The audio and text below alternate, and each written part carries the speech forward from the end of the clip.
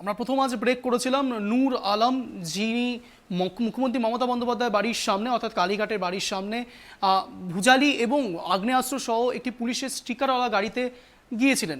জানার চেষ্টা করেছিলাম সেই সময়তে ঠিক কী কারণে নূর আলমের এই প্রসেস ছিল, কিন্তু যা জানা যাচ্ছে এই মুহূর্তে তার স্ত্রী জানিয়েছেন তিনি মানসিক ভারসাম্যহীনতায় ভুগছেন। ঠিক কী বিষয় জানার চেষ্টা করব। শুক্রবার ২১শে জুলাই কর্মসূচি ছিল কলকাতায়, আর তাই নিয়ে ব্যস্ত ছিলেন তৃণমূল সুপ্রিমো মমতা বন্দ্যোপাধ্যায় সহ দলীয় কর্মী সমর্থকরা। গতকাল থেকেই লক্ষ লক্ষ মানুষের ঢল নামে এই ২১শে জুলাই কর্মসূচি উপলক্ষে জমায়েত হওয়ার জন্য। কিন্তু এরই মধ্যে শুক্রবার সকালবেলায় এক যুবক মুখ্যমন্ত্রীর বাড়িতে হঠাৎ হাজির হন। তাকে দেখে পুলিশ গ্রেপ্তার করে। ধৃতের কাছ থেকে উদ্ধার হয় ভোজালি সহ বিভিন্ন অস্ত্রশস্ত্র, পাশাপাশি পাওয়া গিয়েছে বিএসএফ এর বিভিন্ন লোগো এবং পুলিশের কার্ড। এই ঘটনাকে কেন্দ্র করে চাঞ্চল্য ছড়ায় কালীঘাট জুড়ে। সূত্রের খবর, ধৃত যুবকের শ্বশুরবাড়ি মেদিনীপুর শহরের অলিগঞ্জ এলাকায়। সেখানেই পৌঁছে যায় সংবাদ মাধ্যম। ধৃতের শ্বশুর শাশুড়ির দাবি, প্রায় ১১ বছর ধরে সে মেদিনীপুরে যায়নি, কলকাতাতেই ছিল, কিন্তু তাদের মেয়ে কলকাতায় যাতায়াত করতেন। এদিন মেদিনীপুরে ধৃতের স্ত্রী জানিয়েছেন তার স্বামী মানসিকভাবে সমস্যায় রয়েছে। একটা সময় ওই যুবক বিএসএফ এর বিভিন্ন জিনিসপত্র সরবরাহের ঠিকাদার ছিল, সেই কারণেই হয়তো তার কাছে বিএসএফ সম্পর্কিত জিনিসপত্র ছিল বলে দাবি করেছেন ধৃতের স্ত্রী। অলিগঞ্জ এলাকায় শ্বশুর শাশুড়ি সামান্য একটি ছোট্ট পানের দোকান করে সংসার চালান। না, উনি কালকে রাত্রে আসবেন, ব্যাস এই কথাটা হয়েছে। আর আজকে মমতা ব্যানার্জির র্যালি আছে, উনি হিউম্যান রাইটস প্রোটেকশন অ্যাসোসিয়েশনের স্টেট মেম্বার আছেন, ওইখান থেকে ইনভাইট আছে, আজকে যাবেন, ব্যাস এতটাই কথা হয়েছে।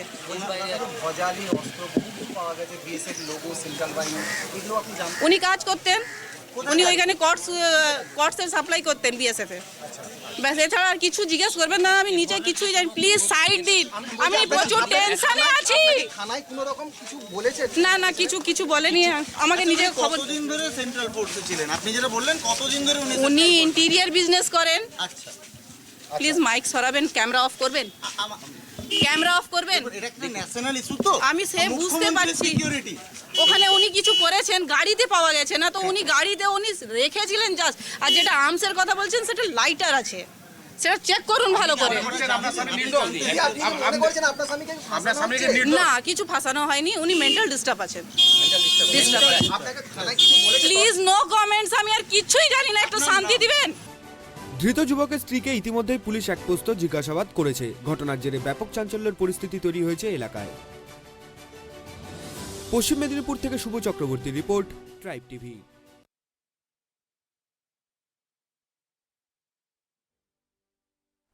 যে বিষয়টিকে আমাদের নজর ছিল প্রথম থেকেই, নূর আলম, যিনি আজ মুখ্যমন্ত্রী বাড়ির সামনে এক গাড়ি নিয়ে, যেখানে পুলিশের স্টিকার লাগানো ছিল, সেখানে ভুজালি এবং আগ্নেয়াস্ত্র সহ মুখ্যমন্ত্রী মমতা বন্দ্যোপাধ্যায়ের সঙ্গে ছিল। এই বিষয়ে আরও একটু বিস্তারিত জানার চেষ্টা করব। এই মুহূর্তে রয়েছে আমাদের সঙ্গে শুভ। তোমার কাছে যেটা প্রথমে প্রশ্ন রাখবো, যেটা জানা যাচ্ছে যে নূর আলম মানসিকভাবে বিতগ্রস্ত ভীষণ রকমভাবে। তো তার যে ওয়াইফ, তিনি বলছেন যে তিনি মানসিক ভারসাম্যহীন, কিন্তু তার কথাতে আরও একটা জিনিস সেটা প্রকাশ্যে আসছে যে তিনি কিছুই তো করেনি, শুধু তার গাড়িতে ভুজালি এবং আগ্নেয়াস্ত্র পাওয়া গিয়েছে। এর দ্বারা এটা প্রমাণিত হয় না যে সে কোনোভাবে হানিকর হতে পারে মুখ্যমন্ত্রীর জন্য। কি বলবে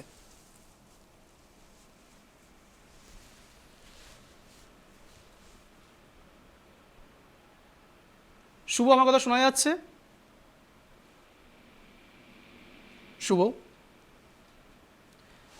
যান্ত্রিক ত্রুটির জন্য ফোন কল নেওয়া যাচ্ছে না এই মুহূর্তে, কিন্তু যে বিষয়ের দিকে আমাদের নজর ছিল, মানসিক ভারসাম্যহীন দাবি জানিয়েছে নূর আলমের স্ত্রী, যিনি সরাসরি বলতে চাইছেন মুখ্যমন্ত্রী মমতা বন্দ্যোপাধ্যায়ের বাড়ির সামনে যে গাড়ি, অর্থাৎ পুলিশের স্টিকারওয়ালা গাড়ি, যেটা নূর আলম নিয়ে এসেছিলেন, যা জানা যাচ্ছে প্রাথমিক তদন্তে তিনি মানসিক ভারসাম্যহীন কিনা সেটা তো এখন বলা বাহুল্য, যদিও বা তার স্ত্রী দাবি জানাচ্ছে যে তিনি মানসিক ভারসাম্যহীন।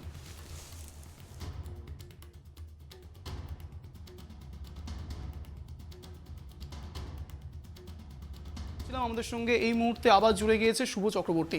শুভ, যেটা তোমার কাছে প্রথমে জানতে চাইবো, নূর আলমের স্ত্রী সরাসরি দাবি করছে যে তিনি মানসিক ভারসাম্যহীন, কিন্তু তার গাড়িতেই পাওয়া যাচ্ছে পুলিশের স্টিকারওয়ালা গাড়ি, সেখানে সরাসরি পাওয়া যাচ্ছে ভুজালি সহ আগ্নেয়াস্ত্র। কি বলবে? দেখো, ঘটনার পরেই চাঞ্চল্য যেমন ছড়িয়েছে কলকাতার কালীঘাট চত্বরে এবং পুলিশ মহলে, একইভাবে চাঞ্চল্য ছড়িয়েছে পশ্চিম মেদিনীপুর জেলার পুলিশ মহলেও। তার পরিবারের স্ত্রী এবং তার শাশুড়ির যা দাবি, সেটা হলো যে ও কিছুদিন ধরে মানসিক ভারসাম্যহীন অবস্থায় রয়েছে। এক সময় বিএসএফ এর প্রয়োজনীয় জিনিসপত্র সাপ্লাইয়ের কাজ করতো এবং সেই সূত্রে তার কাছে যে জিনিসপত্রগুলো উদ্ধার হয়েছে সেগুলো আছে, এমনটাই দাবি পরিবার। যদিও প্রশাসনের ব্যাপারে প্রশাসন এই ব্যাপারে মুখ খুলতে রাজি না, তদন্তের স্বার্থে তারা বিভিন্ন বিষয় এখন প্রকাশ্যে জানাচ্ছেন না।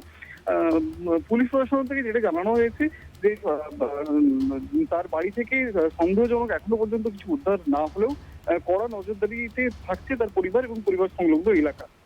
কিন্তু একটা অদ্ভুত জিনিস শুভ, আজ 21শে জুলাই শহীদ স্মরণ, সেখানে সভামঞ্চে যাওয়ার কথা ছিল মুখ্যমন্ত্রী মমতা বন্দ্যোপাধ্যায়, তিনি ওখানে গিয়েওছেন এবং বিভিন্ন রকম বার্তাও দিয়েছেন। একই দিনে যেখানে শহীদ স্মরণ, যেখানে সভামঞ্চ তৈরি হচ্ছে, আর এই ধারে দেখা যাচ্ছে মুখ্যমন্ত্রী মমতা বন্দ্যোপাধ্যায়ের বাড়ির সামনে এরকম ভুজালি সহ একজন ব্যক্তি। শুধুই কি মানসিক ভারসাম্যহীনতা নাকি কোনো পলিটিক্যাল কোনো এজেন্ডা রয়েছে, কি মনে করছো? এখন একদমই তুমি যে কথাটা বললে একদমই এই একই রকম প্রশ্ন বারবার উঠে আসছে যে একজন মানসিক ভারসাম্যহীন ব্যক্তি নির্দিষ্ট সময় এবং নির্দিষ্ট দিনে কিভাবে একটা গুরুত্বপূর্ণ কালীঘাটের মতো একটা গুরুত্বপূর্ণ জায়গায় পৌঁছে যান, এবং শুধু পৌঁছে যাওয়া নয়, তার কাছ থেকে যে ধরনের অস্ত্র উদ্ধার হয়েছে তা যে কোনো মূল্যে একটি ভয়ঙ্কর ঘটনার পক্ষে যথেষ্ট ছিল। এই ব্যাপারে পুলিশ অনেক গুরুত্ব আরোপ করে এই ব্যাপারটি তদন্ত চালাচ্ছে, কিন্তু এখনো পর্যন্ত কি কারণে সেই যুবক পৌঁছে গিয়েছিল কালীঘাটে তা পরিষ্কার নয়, যেহেতু ধৃত যুবক পুলিশের গ্রেফতারে এখনো পর্যন্ত রয়েছে। শুধু তাই নয় শুভ, যেটা আরও দেখতে পেলাম, নূর আলমের স্ত্রী সরাসরি সংবাদ মাধ্যমের উপর এক প্রকার রেগে গেলেন যখন তাকে প্রশ্ন করা হলো, তো কি জানা যাচ্ছে সেই বিষয়ে? হ্যাঁ, স্বাভাবিকভাবেই আমরা যে যতটা জানতে পেরেছিলাম সংবাদ মাধ্যমের প্রতিনিধি ওনার সাথে কথা বলতে গিয়েছিল, প্রথমত পরিবারের তরফ থেকে সংবাদ মাধ্যমের প্রতিনিধিদের সাথে কোনো রকম কথাবার্তা বলার তাদের বিন্দুমাত্র ইচ্ছা ছিল না। অনেক অনুরোধের পর তারা ক্যামেরার সামনে মুখ খুলতে রাজি হন। প্রথম থেকেই তারা একটা বিষয় অনড় ছিলেন যে তাদের যে আত্মীয় ধৃত হয়েছে আজকে ধরা পড়েছে পুলিশের হাতে মানসিক ভারসাম্যহীন, এবং তারা একাধিকবার এটা দাবি করেন যে এই ঘটনাটা এমন নয়, এর আগেও স্থানীয় বেশ কিছু জনের কাছে অস্ত্র বা এই সহ তাকে দেখা গিয়েছে, এমনটা পরিবারের দাবি। কিন্তু পুলিশ এই ব্যাপারে যতক্ষণ না তদন্ত সম্পূর্ণ করতে পারছে সুনির্দিষ্ট কোনো সিদ্ধান্তে আসা সম্ভব হচ্ছে না। ধন্যবাদ শুভ তোমাকে।